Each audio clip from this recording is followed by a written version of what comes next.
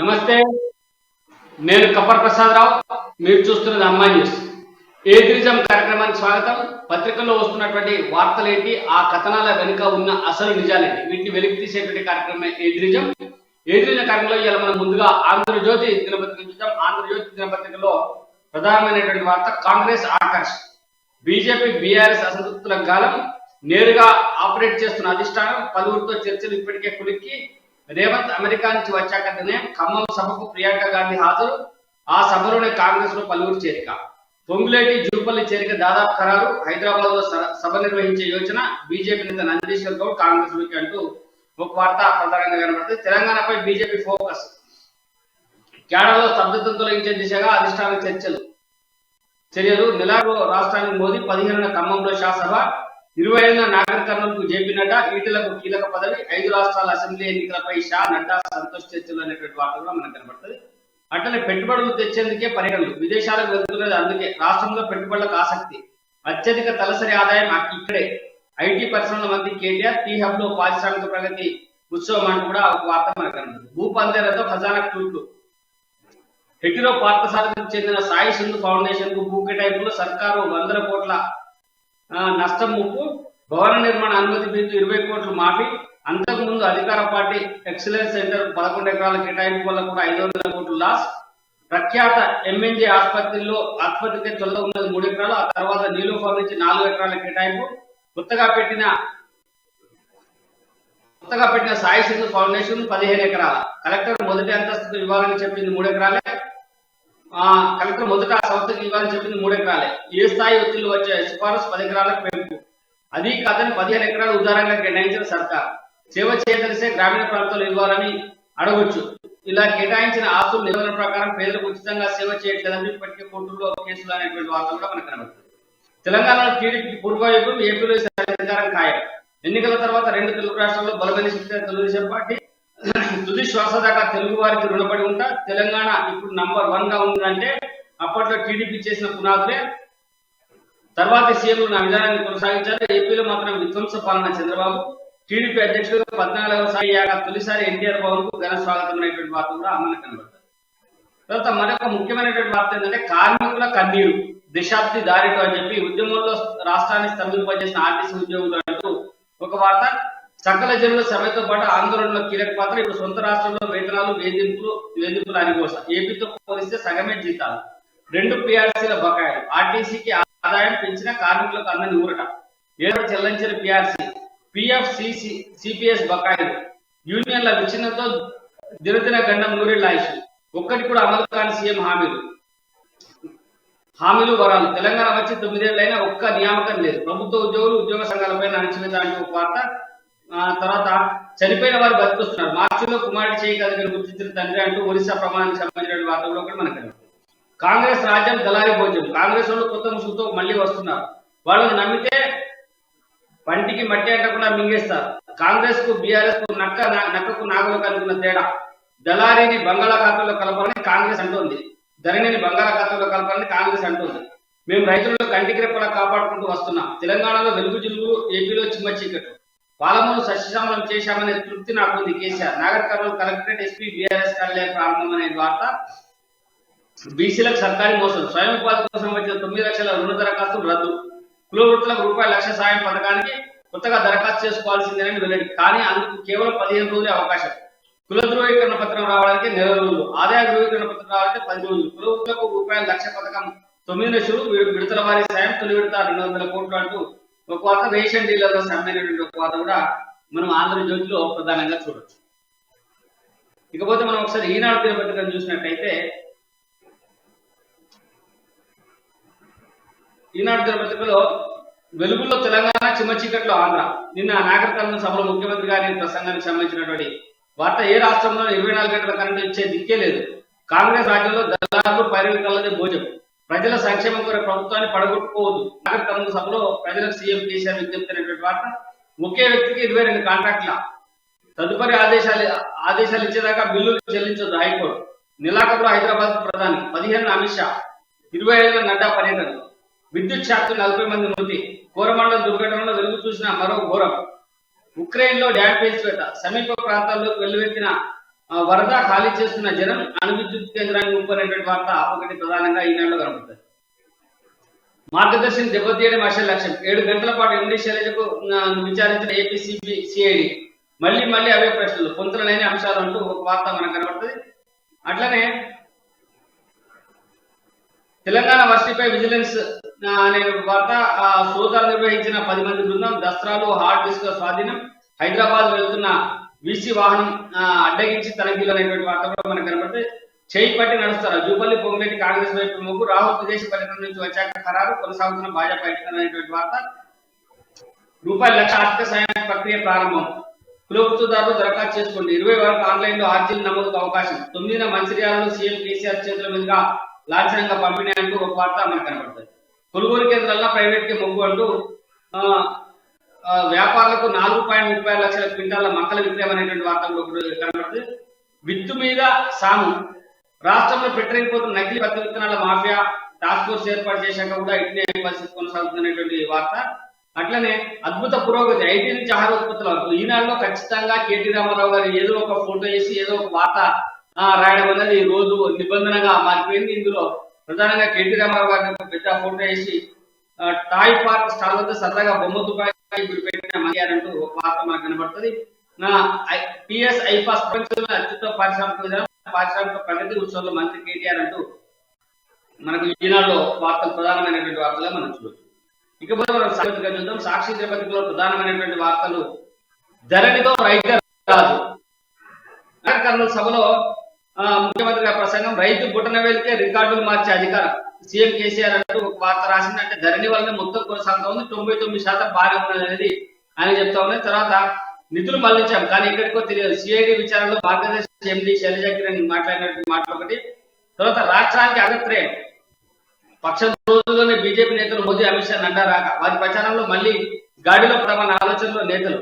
Semi-final వ్యూహాలకు పదును, తెలంగాణ సహా 5 రాష్ట్రాల ఎన్నికలపై నడ్డా, అమిత్ షా, బిఎల్ సంతోష్ కీలక భేటీ. రివర్స్ గేర్ పై కమలం పీచేము, కేసీఆర్ 9 ఏళ్ల పాలనా వైఫల్యంపై రివర్స్ అటాక్, కార్యక్రమంలో నో చెప్పిన హైకమాండ్.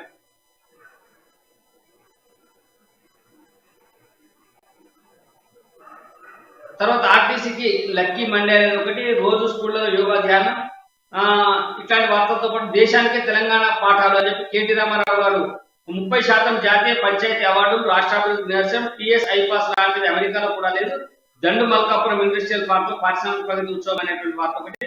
త్వరలో ఢిల్లీకి టీపీసీసీ నేతలు, రాహుల్ అమెరికా నుంచి రాగానే ఆయనతో పాటు ప్రియాంకతో భేటీ. ఈ గత నెల 24వ తేదీ సమావేశం వాయిదా, పిఎస్సీ సభ్యులతో ఎన్నికల సన్నద్ధతపై చర్చ, అగ్రనేతలు పార్టీలో చేరికలు, తెలంగాణలో బహిరంగ సభపై రానున్న స్పష్టత అనేటువంటి వార్త ఒకటి మనకు కనబడుతుంది. జేఈ అడ్వాన్స్ లో వాట్సాప్ కాపీయింగ్ అంటూ మాల్ ప్రాక్టీస్ కు పాల్పడిన ఓ మెరిట్ విద్యార్థి వాట్సాప్ గ్రూప్ ఏర్పాటు చేసి సమాధానాలు పోస్ట్ చేసిన వైరం, మాస్ కాపీయింగ్ చేస్తూ పట్టుబడిన అతని సోదరుడు, 3 స్నేహితులు, 5 మైనర్ల వద్ద 5 స్మార్ట్ ఫోన్లు స్వాధీనం, 4 పోలీస్ స్టేషన్ల కేసులు అంటూ కూడా ఒక వార్త మనకు కనబడుతుంది. ₹1,00,000 సాయానికి దరఖాస్తులు షురు, ఆన్లైన్ లో దరఖాస్తు వెబ్సైట్ ప్రారంభించిన మంత్రి గంగుల కమలాకర్ వార్త. ఇవి ప్రధానంగా మనకు సాక్షిలో వచ్చినటువంటి వార్తలు. మనం ఒకసారిగా వెలుగు దినపత్రికను చూద్దాం.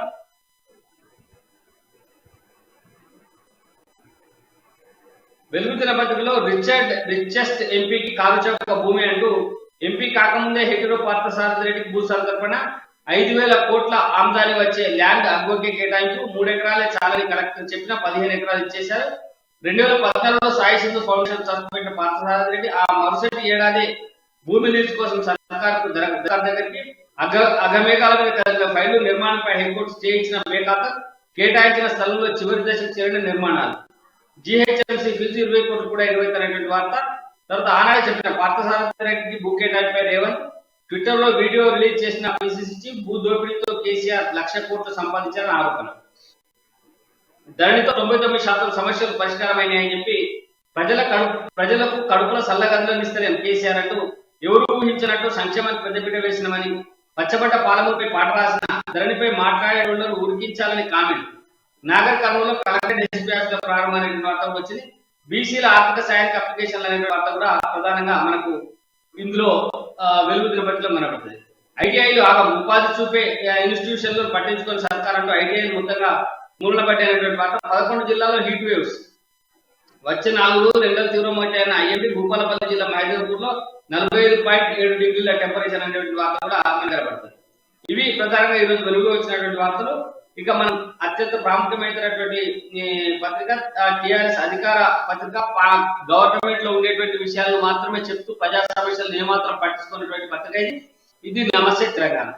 దళారీ దొంగలు వస్తున్నారు అంటూ ఒక సగం పేజీలో ఇదే ఫోటో వార్త వేసారు. ధరణిని తీసేస్తారట, జనులారా జాగ్రత్త, ధరణే మా ధైర్యం అంటూ ఒక వార్త మనకు నాగర్ కర్నూలు కేసీఆర్ గారు మాట్లాడిన వార్త ఒకటే పెద్దగా వేసారు.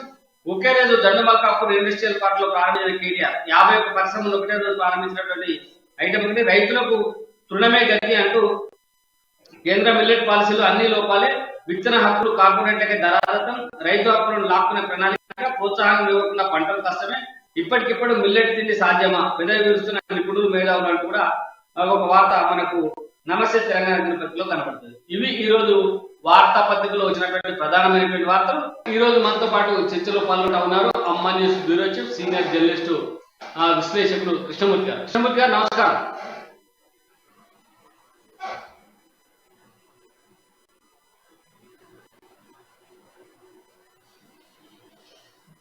కృష్ణమూర్తి గారు, ప్రధానంగా ఈరోజు మనం వార్తాపత్రికలో చూసినటువంటి వార్తలన్నీ గమనిస్తే జూపల్లి కృష్ణారావు గారు అలాగే పొంగులేటి శ్రీనివాసరెడ్డి ఇద్దరు కూడా కాంగ్రెస్ లో చేరేటువంటి అవకాశాలు అనేది ఒక వార్త ప్రధానంగా కనబడతా ఉంది.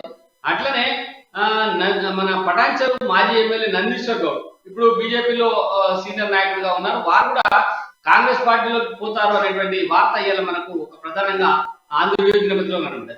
ఎట్లా చూడాలి, నిజంగానే వీళ్ళు కాంగ్రెస్ కు పోయేటువంటి అవకాశాలు ఎక్కువ కనబడతా ఉన్నాయి? నందీశ్వర్ గౌడ్ స్వయంగా కాంగ్రెస్ పార్టీలో చేరును ప్రకటించారు. పోతూ ఇంకో మాట కూడా చెప్పారు. బీజేపీలో కేసీఆర్ కోవట్టున్నారు, మన నలుగురు వ్యక్తులు కేసీఆర్ కు కోవట్టుగా పనిచేస్తున్నారు, బీజేపీలోనే ఉంటూనే బీజేపీ సీనియర్ నాయకులు అని చెప్పుకుంటా ఉన్నారు అని చెప్పేసి ఒక బాంబు వదిలిపోయింది ఆయన. దీని విషయంలో బీజేపీ నాయకత్వం స్పష్టత ఇవ్వాల్సిన అవసరం ఉంది. నిజంగా గతంలో ఈటల రాజేందర్ లాంటి వాళ్ళు కూడా కొంతమంది చెప్పినగా గుర్తున్నారు, బీజేపీలో కేసీఆర్ కోవట్లు అనుమానం ఉన్నది. బీజేపీలో కేసీఆర్ కోవట్లు ఉన్నారా? మరి ఆ విషయంలో బీజేపీ ఏం చర్యలు తీసుకుంటుంది వాళ్ళ పట్ల?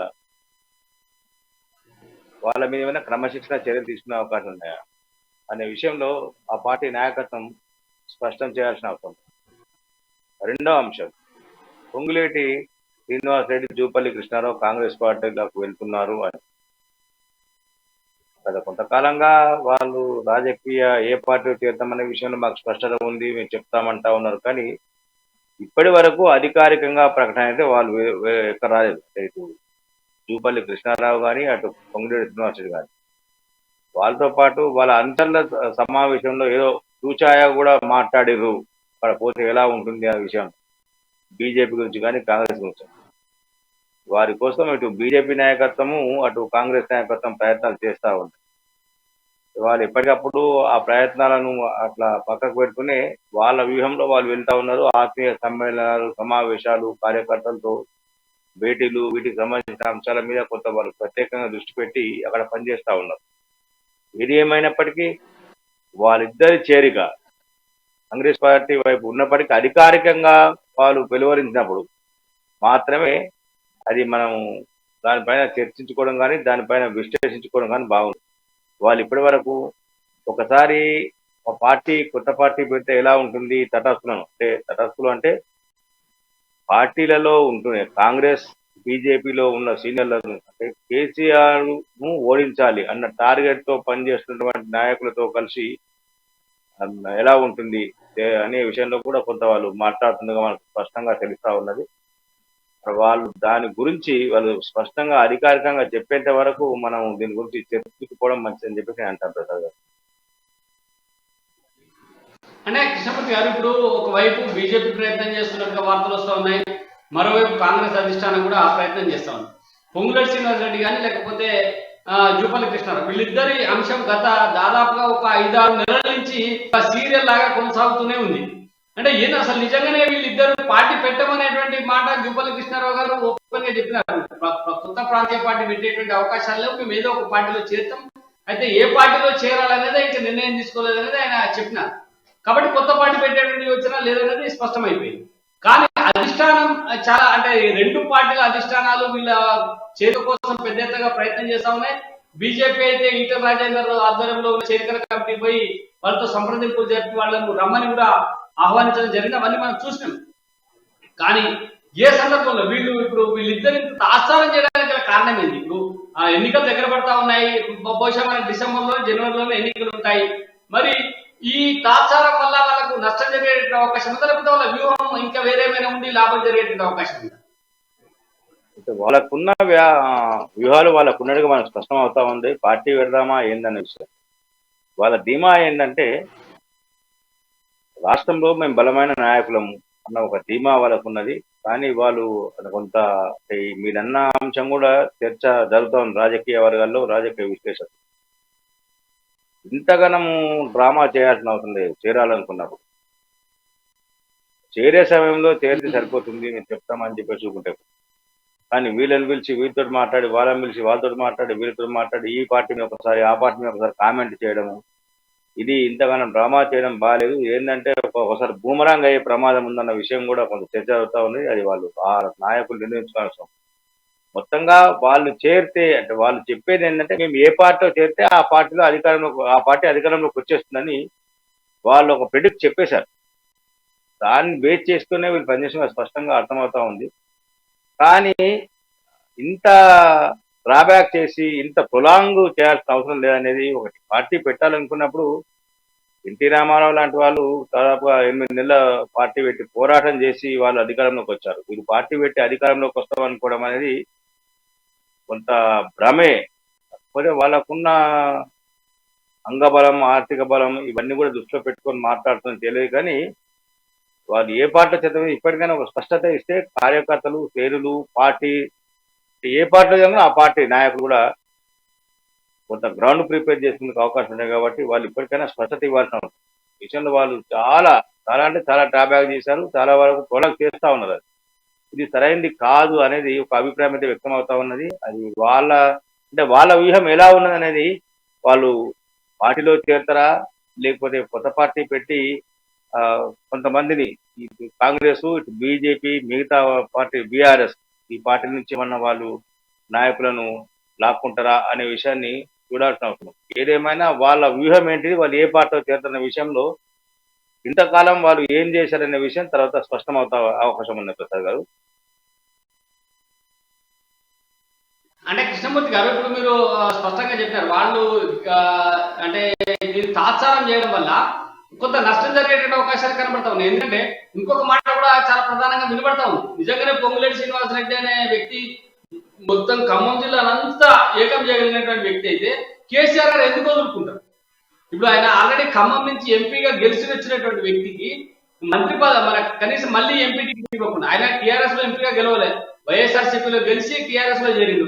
తిరిగి ఎంపీ అంటే సిట్టింగ్ ఎంపీకి ఎంపీ టికెట్ ఇవ్వాల, ఎమ్మెల్యే టికెట్ ఇవ్వలే, పూర్తిగా పక్కన పెట్టేసి వేరే వ్యక్తిని టీడీపీ నుంచి నామనాగేశ్వరరావు తీసుకొని వచ్చి ఎంపీ టికెట్ ఇచ్చి గెలిపించుకున్నారంటే మరి ఈయన వర్త్ నిజంగానే ఆయన ఊహించుకున్నంత ఉండుంటుందా? అంత ప్రభావమైనటువంటి వ్యక్తి అయితే కేసీఆర్ గారు ఎందుకు వదులుకుంటారు? ఈయన బయటకు వచ్చినట్టుగా కనబడట్లేదు, కేసీఆర్ గారు ఈయన వదులుకున్నట్టుగా కనబడుతుంది స్పష్టంగా. అంటే కేసీఆర్ నైజం మనకు తెలియని కాదు, యూజ్ అండ్ త్రో సిస్టమ్ అనేది.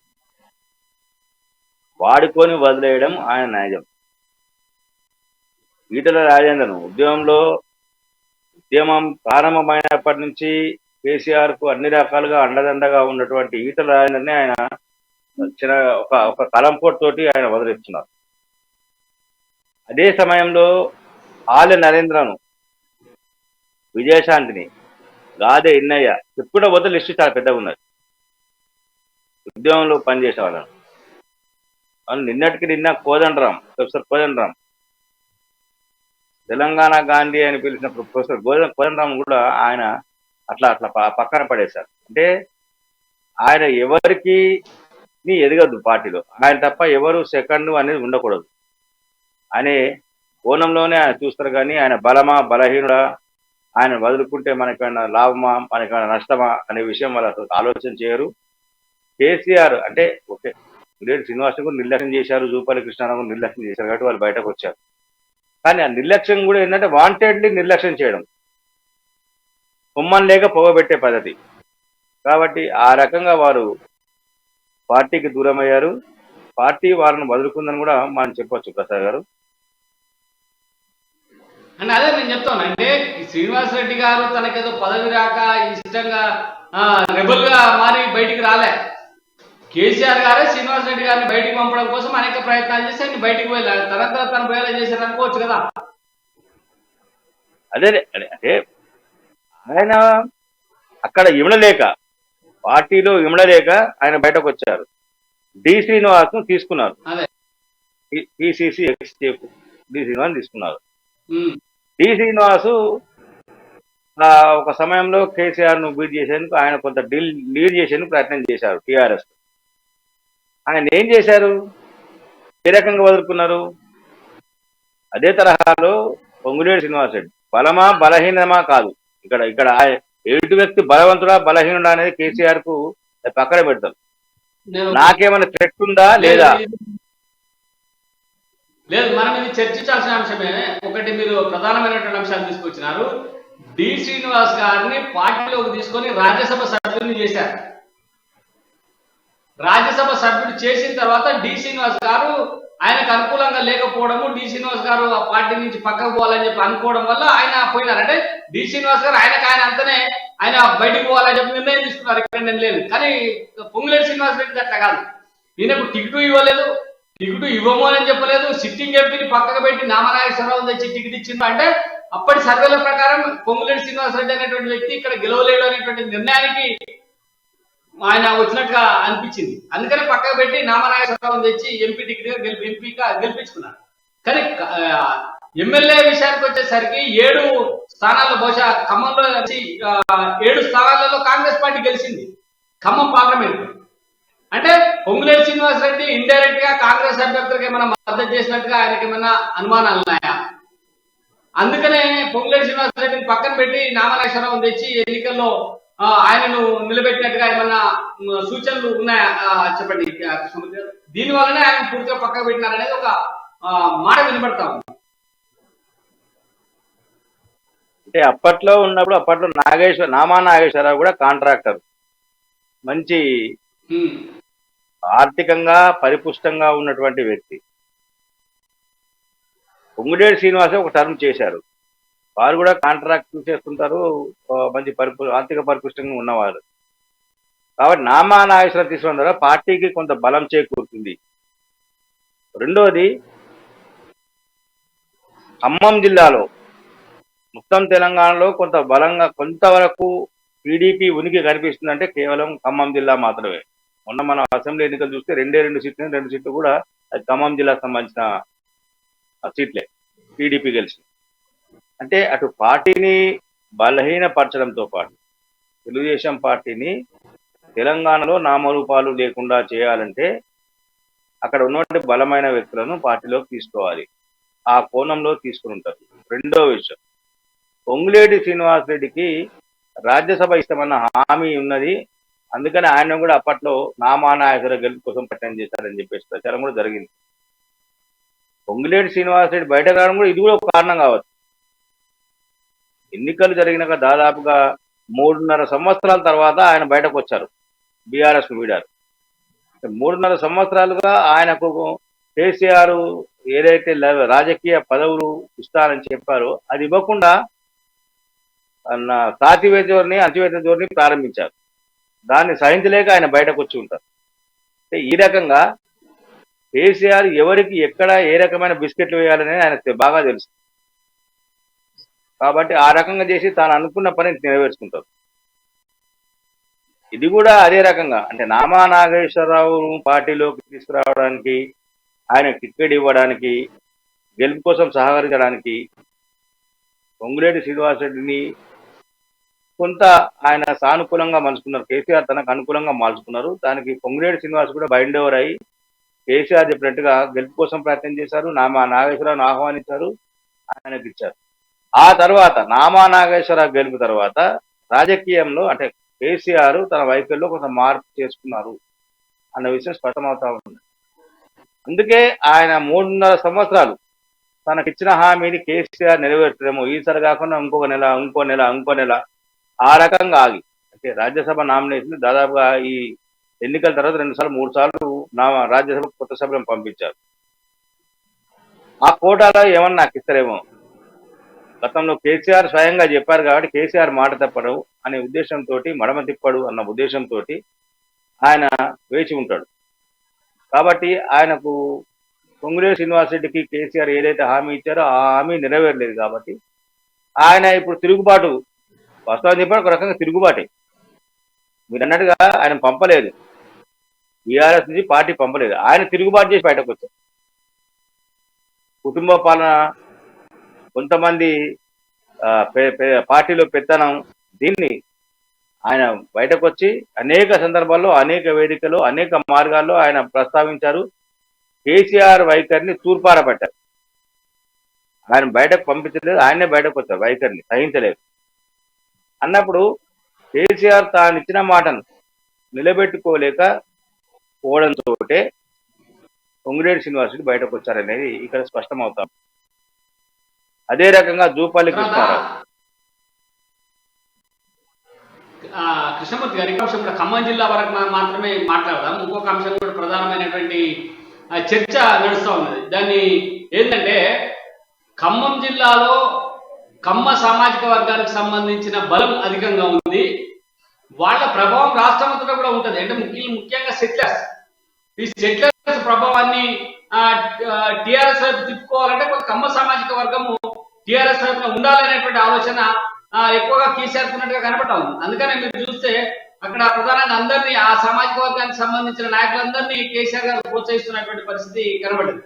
రెడ్లను అందరినీ పక్కన పెట్టి ఇప్పుడు మళ్ళీ రాష్ట్రం అంతా కూడా అంటే ఖమ్మం కేంద్రంగా తీసుకొని ఖమ్మంలో చేసినటువంటి మేలు వల్ల ఆ పార్టీ కమ్మ సామాజిక వర్గానికి ఇస్తున్న ప్రాధాన్యతను దృష్టిలో పెట్టుకొని రాష్ట్రం అంతా ఉండబడేటువంటి సెటిలర్లను, ఆంధ్ర ప్రాంతం నుంచి వచ్చినటువంటి ఓటర్లందరినీ ఆకర్షించేటువంటి ఒక ప్రయత్నం ఒకటైతే, ఖమ్మంలో పూర్తిగా రెడ్డి సామాజిక వర్గాన్ని పక్కన పెట్టినట్టు కనబడతా ఉంది. మరి మన టీఆర్ఎస్ లో చూస్తే రెడ్డి సామాజిక వర్గానికి ఉన్న పదవులు చాలా తక్కువ. కందాల ఉపేందర్ రెడ్డి లాంటి వాళ్ళు కాంగ్రెస్ లో గెలిచి టీఆర్ఎస్ లో పోయినారు తప్ప టీఆర్ఎస్ లో రెడ్డి సామాజిక వర్గానికి ఉండేటువంటి ప్రాధాన్యత అంతగా కనబడట్లేదు. దీన్ని ఎట్లా చూడాలి?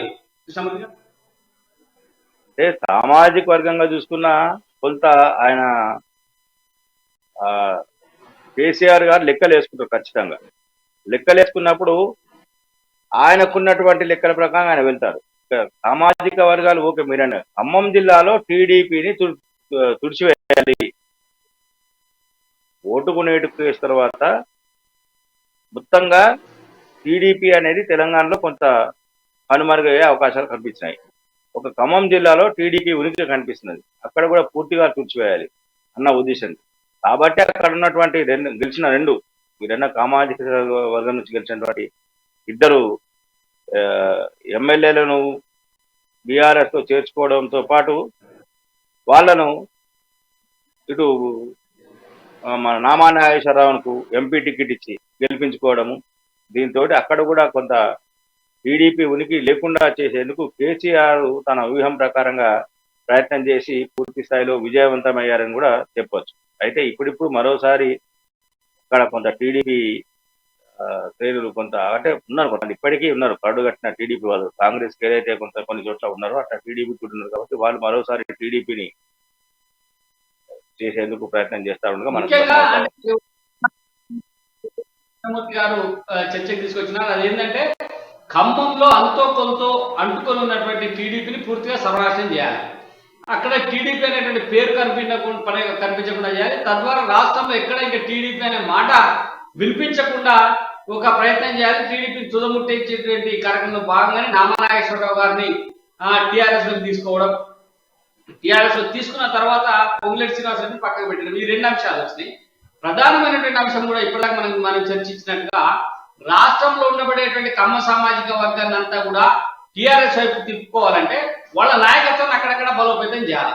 వాళ్ళ నాయకత్వాన్ని బలోపేతం చేసేటువంటి క్రమంలో ఇలా మొత్తంగా ఇటు సెటిలర్స్ ప్రాముఖ్యత ఉన్నటువంటి ఖమ్మం జిల్లాను, అట్లనే మనకి ఇక్కడికి వస్తే కూకట్పల్లి, హైదరాబాద్ జూబ్లీ హిల్స్, ఇట్లా అనేక ప్రాంతాలలో ఎక్కడైతే ఈ సామాజిక వర్గానికి లేదా సెటిలర్స్ కు సంబంధించినటువంటి ఓట్ బ్యాంక్ బలంగా ఉందో ఆయా ప్రాంతాల్లో అన్నింటిలో కూడా టిఆర్ఎస్ పార్టీలో ఆ సామాజిక వర్గం వ్యక్తుల్ని చేర్చుకొని వాళ్ళకి ప్రాధాన్యతనిచ్చేటువంటి కార్యక్రమాన్ని టిఆర్ఎస్ పార్టీ అంటే బీఆర్ఎస్ పార్టీ చేపట్టారని మనకు స్పష్టంగా అర్థమవుతుంది.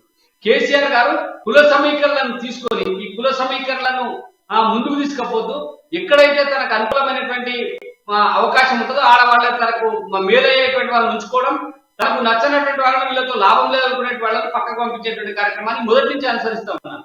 అందులో ప్రధానంగా మనం మొదట్లో వచ్చినప్పుడు ఎన్నికలు జరిగిన సందర్భంలో చూసుకున్నప్పుడు కోదండరాం గారిని అత్యంత అవమానకరంగా ఆయన టీజేఎస్ నుంచి బయటకు పంపడం, ఆయన పైన అవమానకరమైనటువంటి మాటలు మాట్లాడడం, తర్వాత ఆయనను పూర్తిగానే తెలంగాణలో కన్వర్ట్ చేసేటువంటి విధంగా ప్రయత్నం చేసింది. ఎందుకంటే టీజేఎస్ చైర్మన్ గా ఉండి కోదండరాం గారు కొట్లాడినారు కాబట్టి కోదండరాం గారి ద్వారా తెలంగాణ వచ్చింది అనేటువంటి విషయాన్ని ప్రజలు ఎవరు గుర్తించవద్దు. అసలు కోదండరాం ఒక ద్రోహి, ఏదో ఒక దానికి ఒక ప్రలోభానికి లొంగిపోయి అమ్ముడు పోయిండు, లేకపోతే ఆయన ఉద్యోగం నుంచి పక్కకు పోయిండు అనేటువంటి మాట పెద్ద ఎత్తున జనంలో తీసుకోకపోవడం కోసం కోదండరాం గారిని పూర్తిగా తొక్కేసినారు. అంతకుముందే ఆల నరేంద్ర గారు భారతీయ జనతా పార్టీలో చాలా పెద్ద నాయకుడు, కొత్త పొజిషన్ లో నాయకత్వంలో ఉన్నటువంటి వ్యక్తి, అంతకుముందు ఎంపీగా గెలిచినటువంటి వ్యక్తి, ఆయన ప్రత్యేకంగా పార్టీ పెట్టి తెలంగాణ ఉద్యమాన్ని చేస్తా ఉంటే ఆయన దగ్గరికి పోయి ఆయన బతిమలాడి ఆయన టిఆర్ఎస్ లో చేర్చుకొని ఆయన మీద ఒక అపవాదం వేసి ఆయన కూడా అనగదొక్కేటువంటి ప్రయత్నం చేసింది. అట్నే మీరు చెప్పినట్టుగా అందరికంటే ముందు పోయింది అయితే ఇన్నయ్య గారు తెలంగాణ అంటేనే ఇన్నయ్య అంటేనే తెలంగాణ అనేటువంటి రీతిలో తెలంగాణ ఉద్యమాన్ని ఉధృతం చేసినటువంటి వ్యక్తి ఇన్నయ్య అయితే ఆయన కూడా అనగదొక్కింది.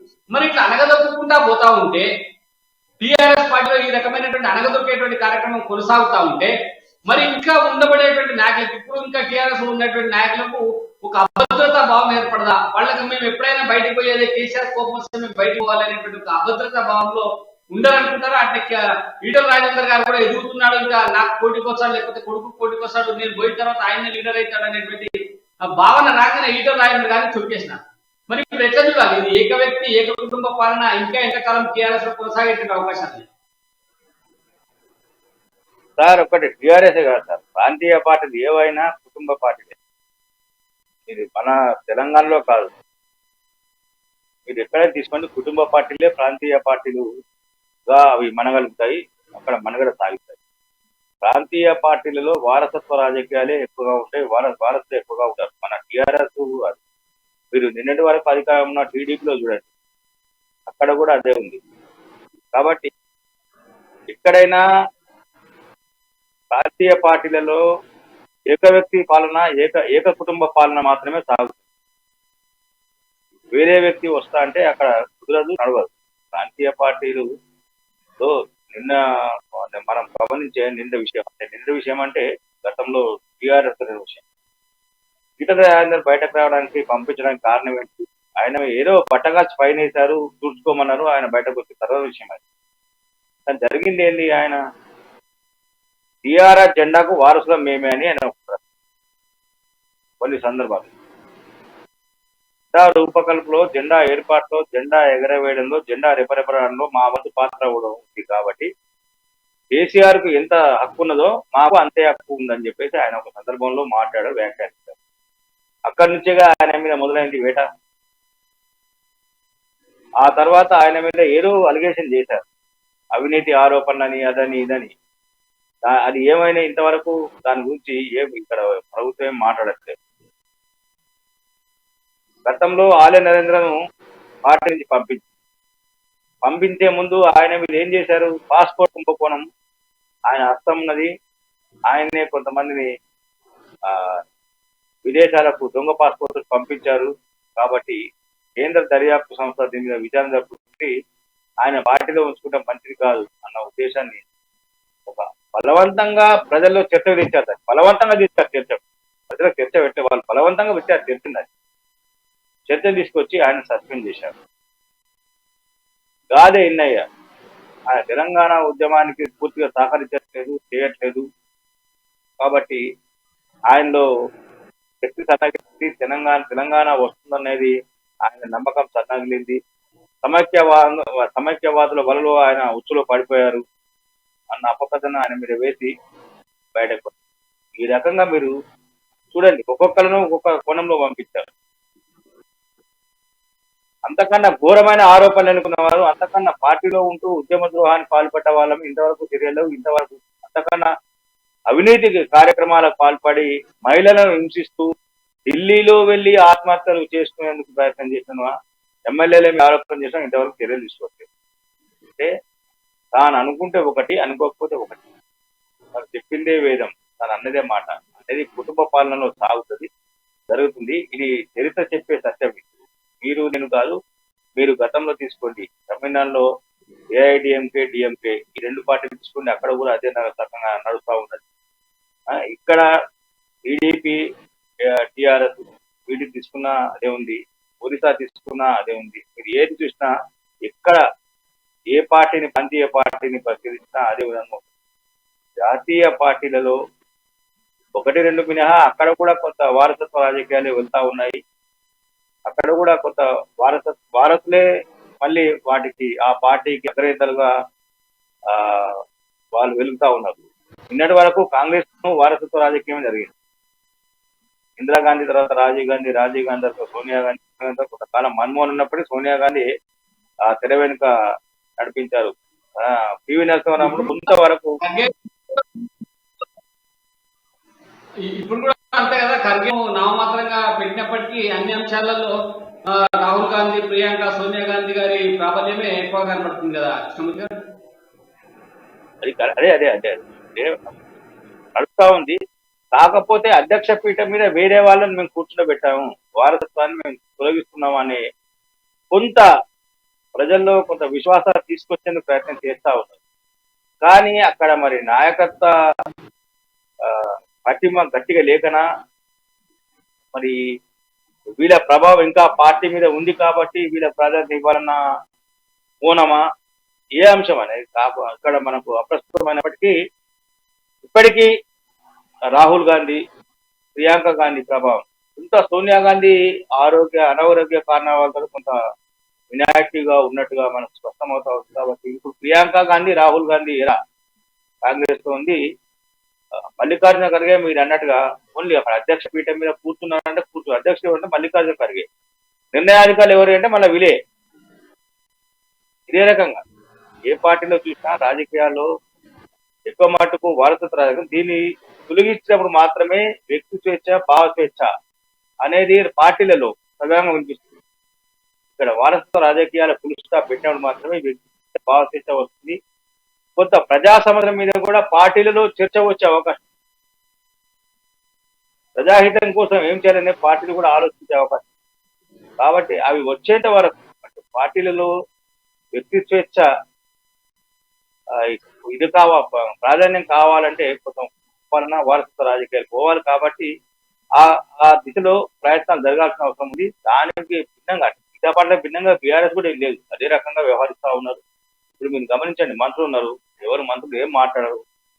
ఏమైనా జరిగితే ఏ శాఖలో అయినా సరే మంత్రి కేటీఆర్ మాట్లాడింది, ఆయన శాఖలో అయిపోయి మిగతా అన్ని శాఖలో మాట్లాడతారు కేటీఆర్. ఈ రకంగా మరి ఎందుకు మాట్లాడారు ఎవరు అడగరు. నా శాఖలో ఎందుకు మాట్లాడు, నీ శాఖలో ఎందుకు మాట్లాడు ఎవరు అడగరు. అడిగిరు అనుకోండి వాళ్ళ పేట అయిపోయింది.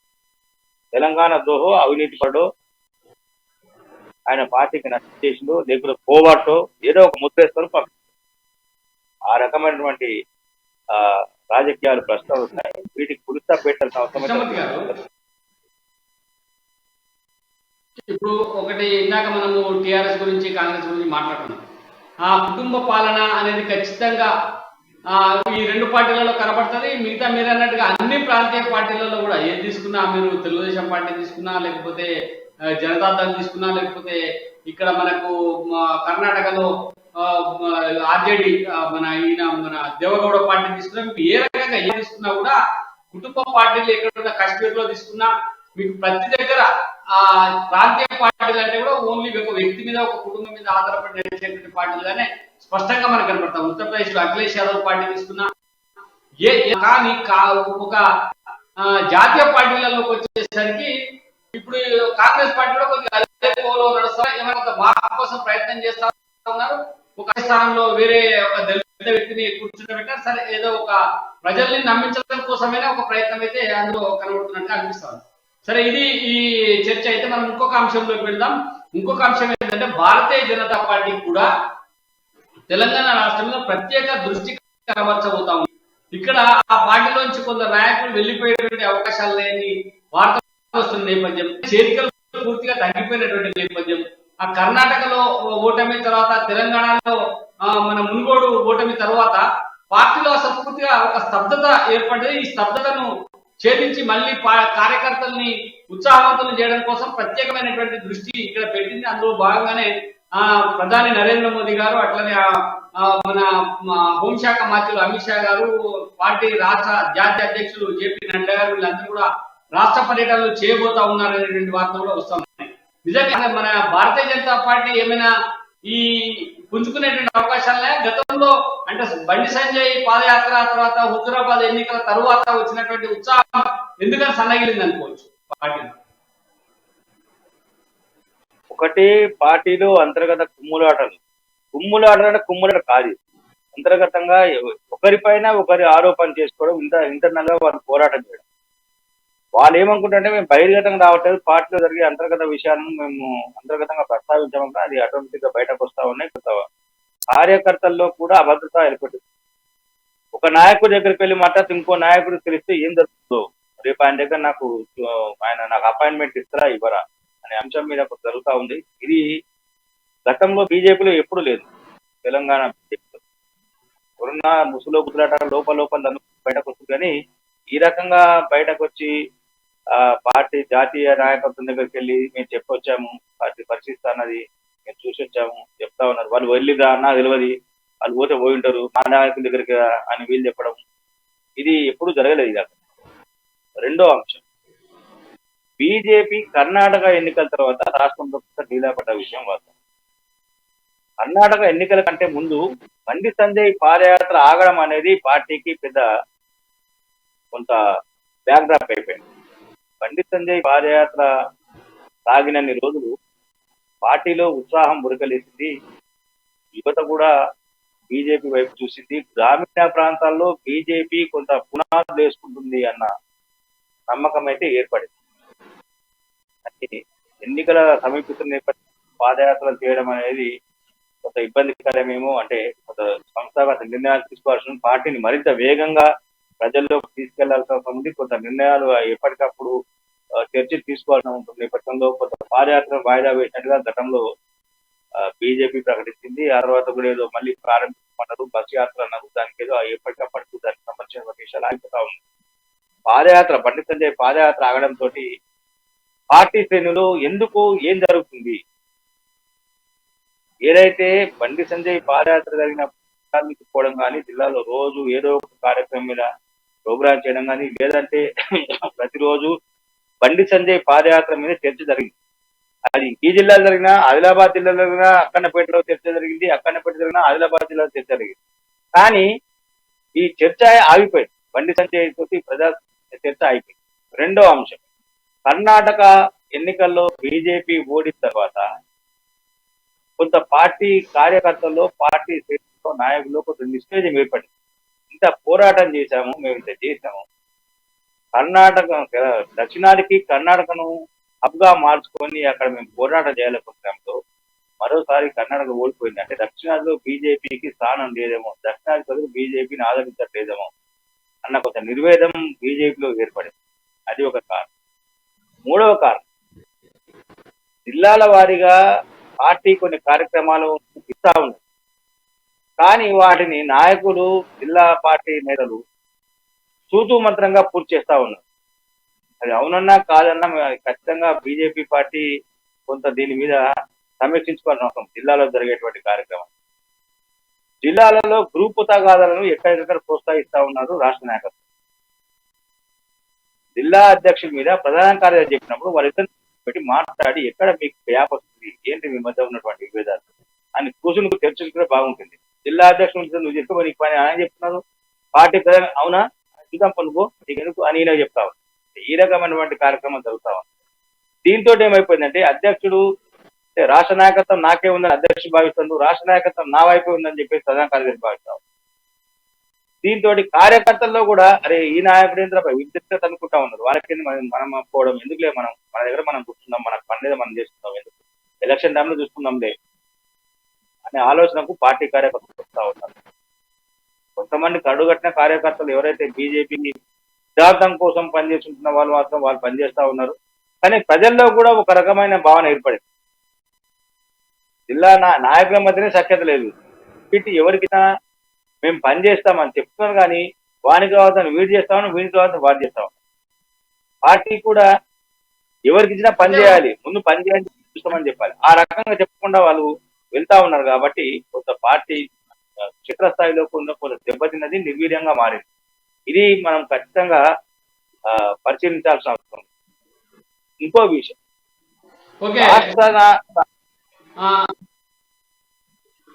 చెప్పండి చెప్తా ఉన్నారు, చెప్పండి. రాష్ట్ర స్థాయిలో ఉన్నటువంటి నాయకులు మొదట్లో కొంత బండి సంజయ్ పాదయాత్ర సందర్భంగా కానీ అంతకన్నా ముందు కానీ కొంత జిల్లా స్థాయిలో వెళ్ళి అక్కడ పరిశీలించి అక్కడ కొంత కార్యాచరణ సిద్ధం చేయడం కానీ లోటుపాట్లను చూపి అక్కడ సరి చేసిన ప్రయత్నం చేశారు. ఈ మధ్య కాలంలో జిల్లా పట్టణ రాష్ట్ర స్థాయి నాయకులు ఎవరు వెళ్ళట్లేదనే విషయం స్పష్టమవుతా ఉంది. ఎవరు వెళ్ళట్లేదు. వెళ్ళినా ఇట్లా వెళ్ళి అట్లా వస్తాను, హాల్ మీటింగ్ గా అక్కడ ఉన్నటువంటి ఎగ్జిక్యూటివ్ జరిగితే ఎగ్జిక్యూటివ్ మీటింగ్ గా పోయేస్తారు. దాని తర్వాత జరిగే పరిణామాలు ఎలా ఉన్నాయనే విషయం దాన్ని దృష్టి పెట్టలేదు. జిల్లా ఇన్ఛార్జ్లు కానీ ఇంకా దాంట్లో చాలా మంది వేశారు. ఒక నియోజకవర్గంలో 5-6 వేశారు. వాళ్ళంతా ఏం చేస్తున్నారనే విషయం కూడా ఇక్కడ రావట్లేదు. వాళ్ళ నుంచి నివేదికలు తెప్పించుకోవడం కూడా, అంటే కొంత సంస్థాపరంగా పార్టీ కొంత ఢీలా పడింది. సంస్థాపరంగా చేయాల్సిన కార్యక్రమాలు అయితే చేయట్లేదు. గతంలో మంత్రి శ్రీనివాస్ సంస్థాగత ప్రధాన కార్యదర్శిగా ఉన్నప్పుడు కొంత దీని మీద కొంత కసరత్తు చేశారు.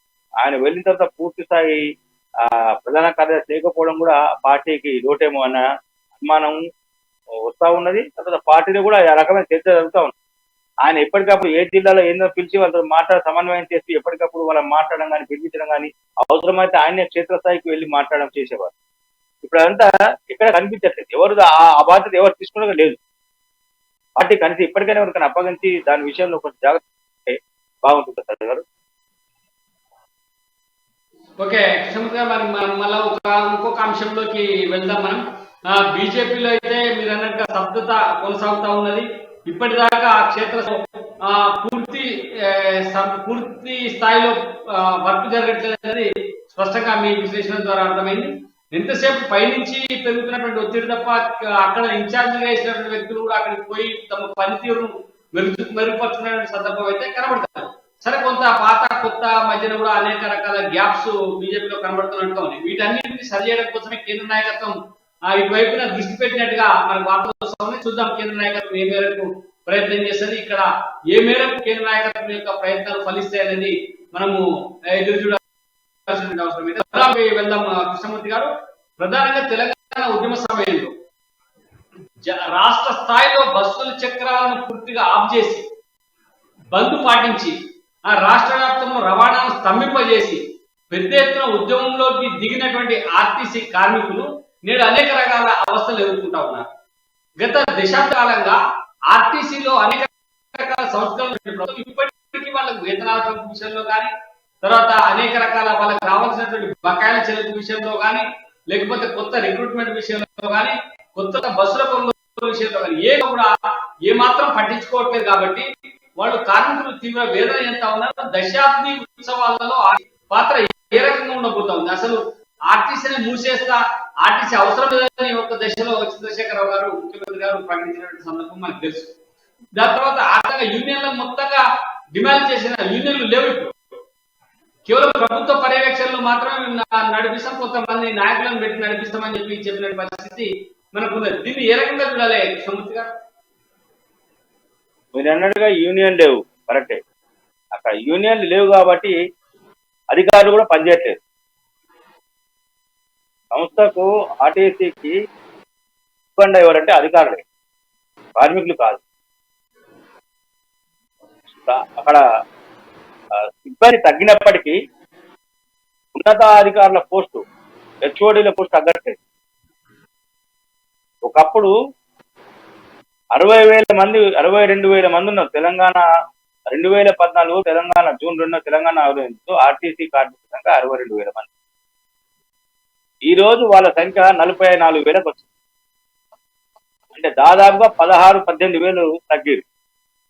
18,000 తగ్గిన కార్మికులు తగ్గారు కింది స్థాయిలో. అధికారులు తగ్గాలి కదా. అధికారులకు ఒకటి, కార్మికులకు నామమాత్రం జీతం. ఆర్టీసీలో ఒక ఎగ్జిక్యూటివ్ డైరెక్టర్ పీడీకి ఐఏఎస్ ఆఫీసర్ కన్నా ఎక్కువ జీతాలు ఉన్నాయి, ఎక్కువ ప్రొవిజన్స్ ఉన్నాయి వాళ్ళకి. ఒక జిల్లా కలెక్టర్ లేవు వాళ్ళకున్న ప్రొవిజన్స్.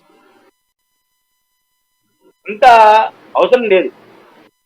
అప్పుడు ఎలా పెట్టారు ఏందని కాదు, సంస్థ ఆర్థిక పరిస్థితిని, సంస్థ దివాలా దిశగా వెళ్తున్న నేపథ్యంలో అధికారుల ఖర్చును కూడా తగ్గించాల్సిన అవసరం, తగ్గించిన బాధ్యత కూడా యాజమాన్యంది. ఈడీ పోస్టు అంతగానం అవసరం లేదు.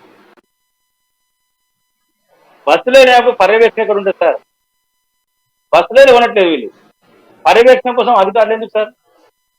అవసరమే లేదు. అంటే బస్సులు లేకుండా పర్యవేక్షణ.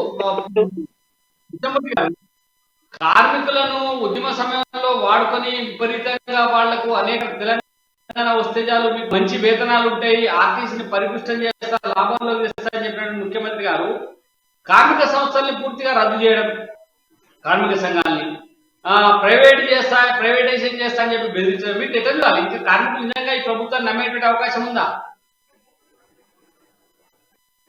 నమ్మేటువంటి అవకాశం లేదు. కానీ ఎన్నికలు వస్తున్నాయి కాబట్టి వాళ్ళకి డిఎల్ ఇచ్చి మరోసారి పాలాభిషేకాలు చేసుకొని వాళ్ళ వైపు మళ్ళించుకోవాలని చెప్పేసి కేసీఆర్ ప్రభుత్వం ప్రయత్నం చేస్తాం. డిఎల్ ఇస్తాం. వాళ్ళ దాదాపుగా 14-13 సంవత్సరాలు అవుతుంది సార్. వాళ్ళ పిఆర్సీ ఇవ్వలేదు. ఇవాళ వద్దా? ధరలు పెరిగినాయా లేవా? ధరలు పెరగడానికి కేంద్ర ప్రభుత్వం రాష్ట్ర ప్రభుత్వం పక్కకు పెట్టండి. పెరిగిన ధర ప్రకారంగా నువ్వు ఉద్యోగ నిబంధనల మేరకు ఇవ్వన్నా వద్దా? మరి ఆర్టీసీ ఛార్జీలు మాత్రం పెంచారు కదా మీరు. ఆర్టీసీ ఛార్జీలు పెంచి ప్రయాణికులమే భారం వేశారు. కానీ ఉద్యోగుల సిబ్బందికి జీతాలు పెంచారు. మీరు జీతాలు పెంచాలి కదా. ఇవి అడుగుతాము, సమ్మె చేస్తామంటే ఉద్యోగ సంఘాన్ని రద్దు చేశారు. అడగొద్దు, నేను ఇచ్చింది తీసుకోవాలంటే నేను పెట్టినప్పుడు తీసుకుంటే. అడిగేందుకు మీరెవరు? నేను నియంత్రణ రాజ్యంలో ఉన్నారు కాబట్టి అందరూ బాధితులమే ఉండాలి. ఎవరికి ప్రశ్నించే హక్కు లేదు, అడిగే హక్కు లేదు. ప్రభుత్వం ఉంది కాబట్టి ఆర్టీసీ కార్మికులను బెదిరిస్తా ఉన్నారు, సంస్థ ప్రైవేట్ పరం చేస్తా అన్నారు. ఆల్రెడీ సంస్థలో దాదాపుగా 40% ప్రైవేట్ హైర్ బస్సు వచ్చేసాయి. సంస్థలో 40% వచ్చాయి హైర్ బస్సు. మరీ ఇంకా తీసుకురావడానికి ప్రయత్నం చేస్తా ఉన్నారు. కారణం ఏంటంటే నిర్వహణ అనేది అది ప్రభుత్వ సమర్థత మీద ఆధారపడి ఉంటుంది. దీనికి రవాణా శాఖ మంత్రి కూడా సమాధానం చెప్పలేడు ఎందుకు ప్రైవేట్ చేస్తున్నారు. ఎందుకంటే ఆయన కూడా అవగాహన లేదు. వాడు అజయ్ గారికి కూడా సంస్థ మీద అవగాహన లేదు. వాస్తవం